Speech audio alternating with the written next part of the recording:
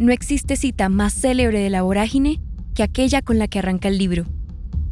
Antes que me hubiera apasionado por mujer alguna, jugué mi corazón al azar y me lo ganó la violencia. El que habla a través de las letras de José Eustacio Rivera es Arturo Cova, protagonista de la novela. Esta cita se ha mantenido vigente por su contundencia y también porque pone sobre la mesa la esencia violenta de la historia que está a punto de comenzar. Hay muchos momentos a lo largo de la vorágine en los que sentimos esa pulsión por la muerte. Algunos son sutiles, como la descripción de cárcel verde que hace Cova sobre la selva, pero otros son explícitos, como el grito con el que arranca la tercera parte de la novela. Yo he sido cauchero, yo soy cauchero, y lo que hizo mi mano contra los árboles puede hacerlo contra los hombres. En sus viajes y conversaciones, Rivera conoció la brutalidad de los caucheros contra los indígenas. En la novela plasmó varios de sus horrores, pero en la historia real del genocidio encontramos relatos mucho más crudos. Están, por ejemplo, los crímenes perpetrados por Armando Norman, un cauchero de la Casa Arana que se ensañó contra los nativos de La Chorrera y otras poblaciones. Es un tipo más salvaje que los salvajes que él cree estar sojuzgando y explotando. Tipo absolutamente dado a cometer crímenes atroces de la manera más gratuita posible. Carlos Páramo, estudioso de la vorágine, a quien escuchamos en el primer episodio de esta serie, ha explorado a detalle la historia de Armando Norman. Aunque no aparece en la novela de Rivera, a Norman sí lo mencionan constantemente en los informes sobre los crímenes en el Amazonas. Se sabe que nació en Cochabamba, Bolivia, y que en 1904, después de estudiar contaduría en Londres, se sumó a la empresa Casa Arana Hermanos. Norman fue una pieza clave para pacificar las zonas donde la compañía explotaba el caucho. Como lo mencionamos en episodios pasados, era común que entre los caucheros hubiese afrodescendientes traídos a la selva desde la isla de Barbados. A menudo, muchos de ellos castigaron y asesinaron a indígenas bajo la dirección de Norman. Un tipo que, conforme los testimonios de barbadenses que le acompañan y muchas veces son sus cómplices, perpetra actos de canibalismo para impresionar a los indios. Es decir, él mismo come carne humana. El terror fue utilizado muchas veces como herramienta para someter a los indígenas y forzarlos a trabajar en condiciones de esclavitud. Norman no fue el único que aplicó esa estrategia durante la época de la cauchería, pero sí pasó a la historia por las menciones que hizo Roger Casement sobre él. Casement es un diplomático británico. Se hizo famoso por sus investigaciones sobre los abusos cometidos en el Congo y más tarde en la Amazonía. En 1910, Casement viajó a la selva amazónica donde documentó las prácticas de esclavitud y tortura utilizadas por caucheros como Norman. Su informe expuso al mundo las atrocidades cometidas bajo el dominio de la empresa de Julio César Arana. El informe que Casement escribió tuvo un impacto internacional notable, en gran medida por detallar las cosas que hacían caucheros como Norman, quien, según el diplomático, bebía la sangre de los nativos y hacía rituales con ella. Norman siempre es un personaje que me ha resultado fascinante porque en el informe del cónsul Casement, en los informes levantados antes, desde las primeras denuncias hechas por Rafael Uribe Uribe hacia principios de siglo, tal vez la figura que con más recurrencia se insiste en su total sevicia es Armando Norman. El profesor Páramo rescató un escrito de Norman en el que queda muy claro el tipo de hombre que era. Allí dice que en 1906 los caucheros conocieron los planes de algunos indígenas de atacar la casa de La Chorrera. Norman asegura que a los indios, a quienes les llama salvajes, los mueve el rencor hacia los hombres blancos después de que estos les arrebataran sus tierras. Por eso es necesario castigarlos para que depuren ese rencor y obedezcan. Aunque Casement documentó con detalle los abusos de Norman, algunos pusieron en duda la veracidad de las afirmaciones del cónsul. Por ejemplo, las compañías caucheras, junto con sus aliados en los gobiernos de Perú y Reino Unido, trataron de desacreditar el informe, diciendo que Casement exageraba o que sus fuentes no eran fiables. Para Carlos Páramo, las dudas no se tratan de fuentes o intereses ocultos en la agenda de Casement, sino de razones puramente personales. En Norman, Casement volcó toda su bilis, todos sus prejuicios, hasta el punto en que develó claramente también pues un marcado sentido antisemita, pues que era el de la época. O sea, para él Norman tiene cara de judío perverso. Pero el punto es que Norman en todos los registros es un ser absolutamente infame. Otro registro en el que mencionan a Norman son los artículos de prensa que escribió el periodista peruano Benjamín Saldaña, quien fue el primero en denunciar las atrocidades de la compañía de Julio César Arana. Este es el fragmento de una nota de 1907. Norman manda matar sin compasión y quemar por centenas a los indios, y se les azota por millares. A los sobrevivientes, ya en ese estado de descomposición e inservibles para el trabajo, los manda matar a machetazos. Más allá de las dudas sobre las afirmaciones de Casement, gracias a su informe sabemos que los crímenes de Norman son apenas una muestra del terror que extendió la Casa Arana entre los pueblos indígenas. Y de eso, precisamente, vamos a hablar hoy. Les contaremos cómo nació y cuáles fueron los alcances del emporio de Julio César Arana en el Amazonas. También cómo se empezó a cocinar el escándalo del Putumayo, las historias de quienes lo sufrieron y bajo qué estrategias Arana impuso su ley. Bienvenidos a La Vorágine, la historia de la fiebre del caucho. Un podcast que desteje los hilos invisibles entre la obra de José Eustacio Rivera y nuestros días. Soy Shaken Masaya. Episodio 3. Paladín de la destrucción.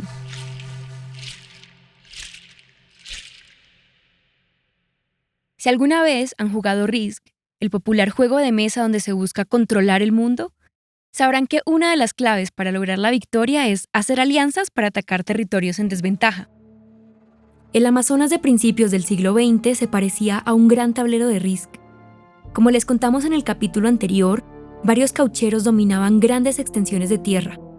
Algunos, como Benjamín Larrañaga, eran medianos, y otros, como Fermín Fitzcarral, dominaban vastas extensiones de Siringa. Pero a ese tablero estaba por entrar un jugador que con los años se volvió colosal: Julio César Arana. Desde la última década del siglo XIX, venía empapándose de todo lo relacionado al caucho. Su valor, la logística para llevarlo hasta Europa, las dificultades con los pueblos indígenas, todo. Y lo hizo de la mano de los que dominaban el negocio en Iquitos, Perú y Putumayo. Esa fue la primera jugada de Arana para dominar el tablero: asociarse con quienes tenían más experiencia en la explotación del caucho. Aquí de nuevo el profesor Carlos Páramo. Arana era un tipo frío, calculador, eminentemente cortés en sus relaciones. Era un tipo que era portador del progreso.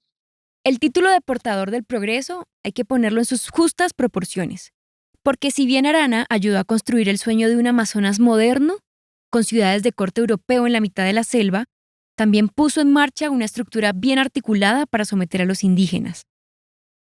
De la Compañía de Calderón, propiedad del cauchero Abel Calderón, Arana aprendió los métodos de esclavización y castigo. Con Larrañaga perfeccionó la administración del negocio y redujo los costos. Pero cuando no los necesitó más, empezó a destruirlos para dominar el territorio y quedarse con las ganancias. Esa personalidad calculadora que describe el profesor Páramo es curiosamente una de las pocas cosas que no logró capturar Rivera en La Vorágine. El retrato que hace La Vorágine de Julio Arana es una caricatura absolutamente vil. No porque no diga nada de él que no debiera decirse. Es por el hecho es que Arana es tanto más perturbador y maligno porque no era el cauchero ordinario que pintan en La Vorágine. El escritor peruano Mario Vargas Llosa lo describió en el libro El sueño del Celta como un hombre bajo, moreno, de mirada impenetrable y olor a colonia. Además, asegura que Arana tenía una capacidad de trabajo sobrehumana, una intuición genial para los negocios y una absoluta falta de escrúpulos. Así pasó de ser vendedor ambulante de sombreros a productor y exportador de caucho. Arana llegó a ser incluso alcalde de la ciudad de Iquitos en 1902, y esa posición le ayudó a entender no solo cómo se estaba moviendo el negocio del caucho, sino el futuro del mismo. Con la empresa creciendo, expandió su influencia hacia Manaus, en Brasil, y en 1907 registró su compañía en Londres. En ese momento dejó de llamarse Casa Arana Hermanos y se convirtió en la Peruvian Amazon Rubber Company. En la vorágine, Arturo Cova llega a La Chorrera en medio de un carnaval. Durante la fiesta, un capataz borracho dispara su carabina y le dice: «Ya conocéis al nuevo propietario. El señor Arana ha formado una compañía que es dueña de los cauchales de La Chorrera y los del Encanto. Hay que trabajar, hay que ser sumisos, hay que obedecer». Aunque en la novela no se especifica el año, los registros muestran que desde sus primeros pasos, la compañía de Arana tuvo como epicentros los barracones de La Chorrera y El Encanto, otra zona del Amazonas colombiano. En La Chorrera amplió la construcción de la casa para que los capataces y el resto del personal pudieran vivir ahí. También mejoró la planta baja, donde se almacenaba el caucho. Esto de aquí, señor, la bodega que tenía la empresa cauchera peruana con el dueño Fausto Buinaje, el coordinador del colegio que hoy funciona sobre esa casa, nos dio un recorrido por los espacios que se conservan de esa época. Esto está intacto. Fausto recorre con su mano una pared de piedra color amarillo. Del otro lado hay un salón enorme que hoy guarda camarotes para los estudiantes, pero que en el pasado almacenó el caucho que recolectaban los indígenas. Eso eran toneladas, uno no sabe a ciencia cierta cuántas toneladas se sacaron. Solo hacia Liverpool, en 1905, la empresa de Arana exportó 913 toneladas de caucho. Y siendo La Chorrera uno de los puntos clave, es válido imaginar que siempre estuvo llena de látex esa bodega. Entonces, acá arriba, en el segundo piso, era totalmente prohibido entrar. Acá nunca subió un indígena. Pues era estrictamente para los capataces. Ellos traían desde Irlanda, desde Europa, pues sus concubinas o sus mujeres. Y aquí conformaban sus festines y hacían hasta sus orgías, como dije. Esos festines, que podemos imaginarlos como el carnaval que describe La Vorágine, podían durar varios días. Los capataces tomaban alcohol traído directamente de Europa y, según los relatos, lanzaban botellas desde el segundo piso hacia los indígenas que trabajaban en la casa. En los años 80, según cuenta Fausto, todavía se veían vidrios de las botellas con inscripciones de Belfast, Irlanda, en el patio de la casa. Justo al lado de la escalera que lleva al segundo piso, Fausto se detiene y dibuja con su mano una especie de máquina gigante contra la pared. Aquí estaba la balanza. Como los indígenas no sabían de número ni de quilaje, entonces la aguja daba la vuelta, subía. Si no llegaba a un punto, lo sacaban acá ya para castigarlo, para matarlo, pues bueno, alguna cosa. Un par de metros más adelante, Fausto toma aire y señala una puerta de hierro con un letrero colorido que dice Bodega número 1. Hoy está llena con cajas de colores y otros materiales didácticos que los niños usan en sus clases, pero en el pasado fue el rincón más siniestro de la casa. Este es el calabozo, estaba en esa época herméticamente cerrado. La piedra tiene un grosor de 60 centímetros más o menos, y esto era todo de hierro. Quien entraba acá salía sin vida. A esa bodega iban a parar los indígenas que recolectaban poco caucho.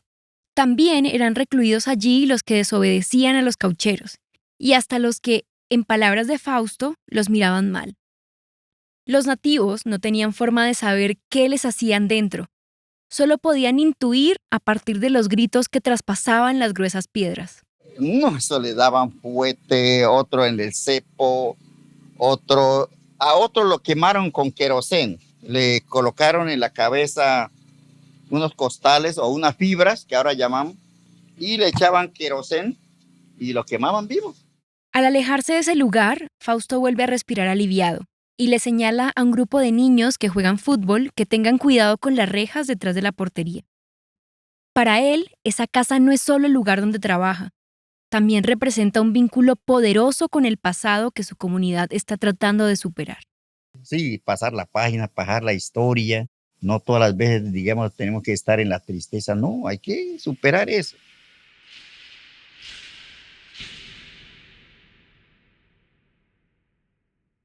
Alguna vez, el escritor José Saramago aseguró que la memoria es selectiva y tiende a borrar las partes duras, por lo que los recuerdos terminan basados solo en lo más dulce.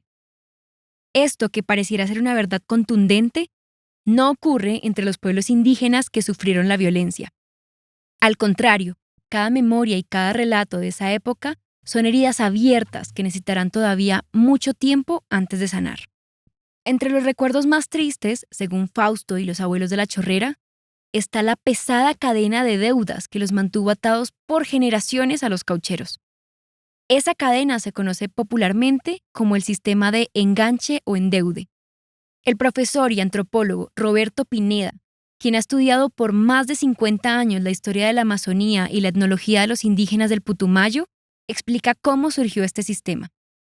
Eso no lo inventó la Casa Arana, eso es el sistema general, porque no hay un mercado en el sentido de un sitio que se reúna la gente a comprar y a vender. No hay moneda. Las cosas se valoran en dinero, pero el circulante no funciona.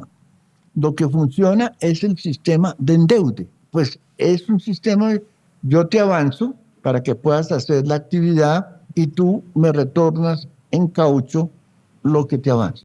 Esos avances, que eran herramientas como hachas, carabinas y espejos, generaban una deuda inmediata para los indígenas. Pero esa deuda la manipulaban los caucheros. Generalmente la inflaban, aprovechándose del desconocimiento que los nativos tenían del idioma y los números. Este mecanismo hacía imposible que los indígenas escaparan del control de los caucheros. Cuanto más trabajaban, más crecía su deuda. Ni siquiera en la muerte lograban escapar, pues acababa extendiéndose a su familia. Al estudiar ese sistema y las consecuencias fatales que trajo, surgió una duda importante para el profesor Pineda.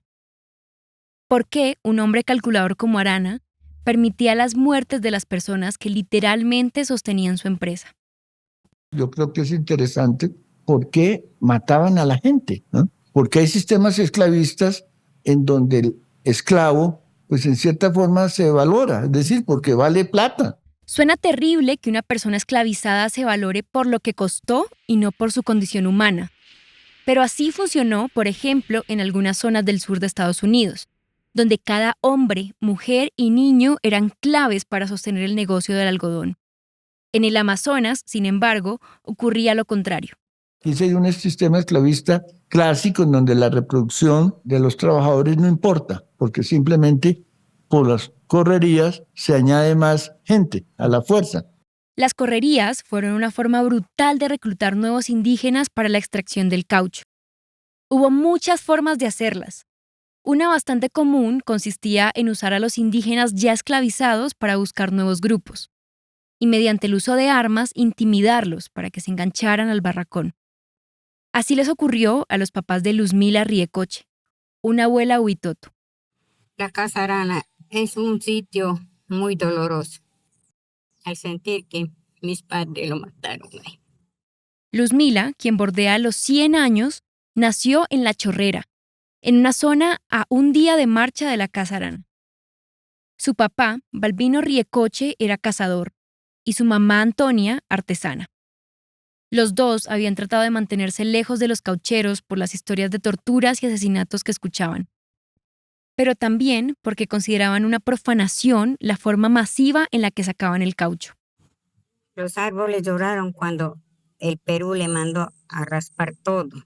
Ellos se martirizan y es como es la sangre de ellos y de eso viven ellos, así como nosotros vivimos de nuestro cuerpo, de la sangre. Cuando ellos lloran, el cielo se nubla, se da rayo también. Siendo muy pequeña, su papá le explicó cómo raspar la corteza del árbol de siringa con la uña de una danta. Él utilizaba el látex para recubrir la bolsa donde guardaba los implementos con los que salía a cazar. Al evocar esas memorias se conmueve, pero sus palabras se llenan de rencor al recordar el momento en el que un grupo de caucheros llegó hasta el lugar donde vivían y tomaron por la fuerza a toda su familia. Cuando llegaron los peruanos le maltrataron, le pegaron con todos los niños y los niños lloraban y ellos lo cogían y lo botaban y lo quemaban. Para doblegar a sus papás, asesinaron frente a ellos a uno de sus hermanos. A partir de este momento no es muy claro el relato de Luzmila, en parte por lo doloroso de contarlo, pero también porque no habla fluido el español. Sin embargo, cuenta que todos fueron a parar al barracón de Arana y que las condiciones ahí eran terribles. no había nada de comer. En ese tiempo esperamos sufrido de todo, pues no teníamos ni ropa ni nada. Una noche, transcurridos algunos días desde la correría en la que los esclavizaron, lograron huir por el monte apoyados por otros indígenas que trabajaban en servicios generales de la Casa Arana. Los capataces no tardaron mucho en darse cuenta y salieron a cazarlos. Su papá trató de ganar tiempo enfrentando a 2 hombres, pero lo asesinaron ahí mismo. Lo mataron. Mi mamá sola quedó con un lado de ojo y ellos lo iban a matar y ella se hizo de muerte y sacaron un lado de ojo, ¿no? Y le dejaron a mi mamá botada. Luzmila se escondió con sus hermanos hasta que no escuchó más a los capataces. No sabe cuánto tiempo pasó, quizás horas. Cuando se animó a salir, vio que a su mamá le habían quitado un ojo y un seno. El dolor la hizo desmayar. Sangraba tanto que los caucheros pensaron que estaba muerta. Contra todo pronóstico, ella sobrevivió y se fueron a vivir a San Rafael, un caserío donde indígenas de otro clan los acogieron. Ella se recuerda todas esas cosas de la Casa Grande. Por eso ella se salió de aquí porque a ella le dolió mucho que le dejaron media vida a ella. Aunque la violencia la perpetraron sin distinguir etnias o edades, sí hubo un ensañamiento de los caucheros contra las mujeres indígenas. Tristemente, esto ha ocurrido en la gran mayoría de conflictos de la historia humana. Desde las cruzadas hasta las guerras mundiales, las mujeres han sufrido más abusos y humillaciones que los hombres. Fanny Cuirú, una líder huitoto nacida en La Chorrera, investigó este tema. En el viaje de reportería que hicimos hasta ese lugar no tuvimos la suerte de encontrarla, pero sí de leer el texto que escribió al respecto. Este es un fragmento. Durante la cauchería, a las mujeres huitotos se les quitó su derecho a participar al negar su rol tradicional como sujetas con poder de decisión comunitario. De esta forma, la mujer pasa a ser un simple objeto sexual, y como mano de obra esclavizada se le niega su humanidad, al ser tratada peor que un animal. No es ninguna exageración decir que el trato hacia ellas era peor que el que recibía un cerdo o un perro. Y así les ocurrió también a las niñas, mujeres y ancianas de los otros pueblos esclavizados. En general, alrededor de los indígenas se tejió toda una narrativa que los clasificó como salvajes. De hecho, en los libros de administración de Arana y otros caucheros, se hacía la diferenciación entre racionales e irracionales. Los primeros eran los capataces y otros miembros directos de la compañía. Los segundos, los esclavos. Estaba tan extendida esa idea que también aparecía en la prensa. Así lo explica el profesor Juan Carlos Lacerna. Y eso lo podemos ver en la prensa regional y quiteña, lo podemos ver en la prensa nacional. Los salvajes atacan un punto, con los salvajes atacan una embarcación. Miedo en una población, la gente huye, eso aparece. Esa demonización, que tenía tintes religiosos al identificar a los indígenas como un grupo pagano, fue la justificación para cometer muchos crímenes como los que les hemos narrado. Fue la forma de defensa que tuvieron los caucheros, sobre todo en el caso del Afer Arana, para defenderse de los ataques de denuncias de abuso, de esclavitud y de tortura. Expertos como Juan Carlos creen, sin embargo, que con los años hubo una aranización del tema, es decir, una simplificación de la época cauchera en torno a su figura. Ese fenómeno ocultó otras relaciones y otras violencias en el Amazonas. Incluso impidió entender a esta región más allá del caucho, desconociendo la enorme biodiversidad que hasta hace relativamente poco tiempo empezamos a entender. También esa aranización jugó a favor de los intereses nacionales de Colombia, que más adelante llevaron a la guerra contra Perú en 1932. La lectura nacionalista que desarrolla Colombia tiene una particular incidencia en el Putumayo. Eso es quizás la reflexión que yo planteo en relación a cuestionar la aranización, la sobreexposición de un episodio para entender en realidad un periodo mucho más complejo. Esta visión negativa de Julio César Arana contrasta con la buena fama de la que goza al otro lado de la frontera. En Iquitos y otras poblaciones es visto por muchos como un héroe. No solo alaban el desarrollo que trató de impulsar, sino que niegan los crímenes que su empresa cometió. Esto es lo que dice Fausto Buinaje al respecto. Pues allá, digamos, es un dios para ellos, pero acá para nosotros que sufrimos eso no, es un diablo. Julio César Arana, acá para nuestros antepasados, Y hoy en día, pues aquí nosotros lo consideramos una persona pues muy malo. En agosto de 1907, el periodista peruano Benjamín Saldaña presentó en Iquitos una denuncia contra los empleados de la Casa Arana. Saldaña argumentó que en La Chorrera y otras poblaciones se estaba cometiendo crímenes horribles contra los indígenas, desde violaciones hasta asesinatos. Las autoridades desestimaron las acusaciones debido a un acuerdo firmado entre Colombia y Perú un año antes. Allí se declaraba zona neutral la región del Putumayo, en la que operaba Arana, por lo que no podían llegar a intervenir. La denuncia acabó archivada, pero abrió la puerta a los escándalos que un par de años más tarde se destaparon. Las denuncias que inicialmente la prensa peruana y luego la prensa británica expuso acerca del trato que tenía esta empresa con las poblaciones indígenas, empresa que tenía capitales británicos, generó una ola de denuncias, de reflexiones, de comentarios que obligaron a la intervención, ¿no?, de la justicia nacional y de observadores internacionales. Las denuncias del genocidio llevaron a reflexiones que 100 años después siguen retumbando en todo el Amazonas. Esas reflexiones alcanzaron a José Eustacio Rivera y lo inspiraron a escribir pasajes como este en La Vorágine. Es el hombre civilizado, el paladín de la destrucción. Hay un valor magnífico en la epopeya de esos piratas que esclavizan a sus peones, explotan al indio y se debaten contra la selva. Después de Saldaña, vinieron las denuncias de Walter Hardenburg y Roger Casement, 2 extranjeros que recorrieron la selva y consignaron en sus informes historias como las que ya han escuchado aquí. Creo que Hardenburg es bastante importante, muy poco se ha trabajado porque la gente se ha enfocado sobre todo en el informe de Casement, que tuvo un gran revuelo y que fue el que logró realmente parar en parte el holocausto que estaba sucediendo en el Amazonas. Esa historia sobre el impacto de los informes y la caída del emporio de Arana es la que contaremos en el siguiente capítulo de La Vorágine, la historia de la fiebre del caucho.